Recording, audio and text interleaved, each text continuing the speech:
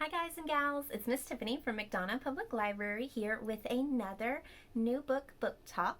This video is going to be about some of our chapter books. However, since our chapter books are a little serious, we're throwing in a fun, easy reader at the beginning because before you start reading chapter books, you got to learn your foundation first.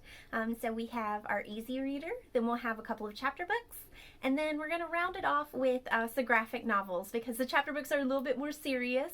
We don't have a fun one to throw in there. But let's go ahead and get started, and hopefully you will see something that you like. Up first, we have an early reading adventure, Scooby-Doo and the Magic Pumpkins. Scooby and the gang are decorating a haunted house for Halloween, but when something spooky happens to the pumpkins, they wonder if the house is really haunted. It's a case only the Mystery Inc. gang can solve. So we do have a lot of these Scooby-Doo books in our collection. We've been getting a few in at a time. If you are a beginning reader, I will show you a sample page to see if this is right for you. So the text is double-spaced, but it is a full story. So hopefully you can put this on hold and check it out soon. Next, we have an I Survived the California Wildfires in 2018. So this is more recent history, and you know how the I Survived books are. It is a disaster happening, and then kids in the story become a hero in the end. So let's read and see what this one is back in detail. The deadliest fire season in 100 years. Josh and his mom are escaping a crisis back home when they fly across the country to stay with their cousins in California. It's a strange time for Josh, but he and his cousin Holly become fast friends as they explore the huge forest surrounding Holly's house. Then one day, the cousins find themselves in the path of a fast-moving firestorm, a superheated monster that will soon destroy millions of acres of wilderness and possibly much more. Josh needs to face the family crisis burning him up inside, but first he and Holly have to survive the flames blazing all around them. And just like all the other books, when disaster strikes, heroes are made. So if you are a fan of the series, here is the newest one. This is Pine Island Home by Polly Horvath. You might know her from Very Rich, The Night Garden, Everything a Waffle, The Trolls, and The Canning Season. She lives in British Columbia, and that's where this book is set, but let's read the insert to find out what it is about. Sisters Fiona, Marlon, Natasha, and Charlie McCready are left on their own when the missionary parents are washed away in a tsunami. Fortunately, their great-aunt Martha volunteers to have them live with her on her farm in British Columbia. But while they are traveling there, Martha dies unexpectedly, forcing Fiona, the eldest, to come up with a scheme to keep social services from separating the girls. A scheme that will only work if no one knows they are living on their own. Fiona approaches their grouchy and indifferent neighbor Al and asks him if he will pretend to be their live-in legal guardian should papers need to be signed or if anyone comes snooping around.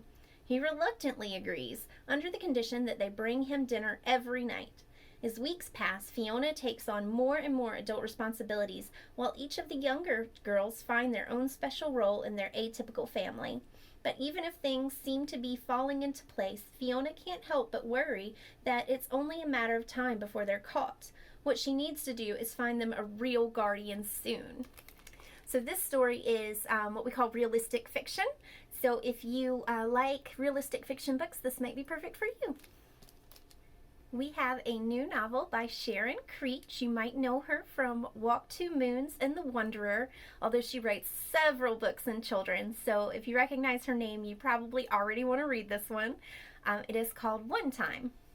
On the back it says, "Who are you? Who could you be?" When I awoke, the feeling of mystery, of that ability to create my life lingered. It was an odd feeling, as if something were growing inside of me, in my mind or my body or my soul, all of those things. Gina Philomena has been told she has an overactive imagination. With her bright clothing and artistic spirit, she always felt different from the other kids in her class. That is until she meets her new neighbor, a mysterious boy named Antonio, with a wide, welcoming smile. Add in a creative new teacher, Miss Lightstone, and a world of possibilities opens up for Gina, Antonio, and their classmates. With the help of Antonio and Mrs. Lightstone, will Gina find the answers to the questions, who am I, and who do I want to be? From Newbery-winning award winner author Sharon Creech comes a tale about the transformative power of imagination and the journey to become who you are meant to be. So this sounds like a very impacting story. Again, a realistic fiction. So if you love those kind of stories, I bet this is really wonderful. Hopefully I'll see it checked out soon. We have a new Noodle Heads graphic novel by Theodore Seuss Geisel, Anna Rees, Ted Arnold, Martha Hamilton, and Mitch Weiss. You might recognize Ted Arnold. Down here it says he's also the illustrator. He is the author and illustrator of Fly Guy, and this graphic novel is perfect for the age range that reads Fly Guy to read this as well. This story is about the two Noodle Heads that in this story they keep getting tricked by their friend Meatball. But it turns out every time that he tricks them, they end up being lucky about it. Something always works out in their favor.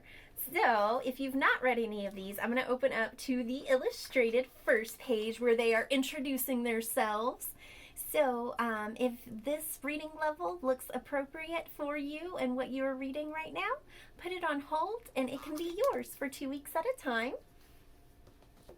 Alright, and our last graphic novel is for our older graphic novel readers by Chad Sell. This is called Doodleville. Drew is a doodler, but here's the thing. In her world, all art is alive. That's right, her doodles are alive. When Drew creates Levi, she knows she's drawn something special, but she never meant to make a monster. Uh-oh. With the help of her friends in art club, can Drew save Levi and her doodles before it's too late? You'll have to check it out and find out. So again, this is Doodleville by Chad Sell.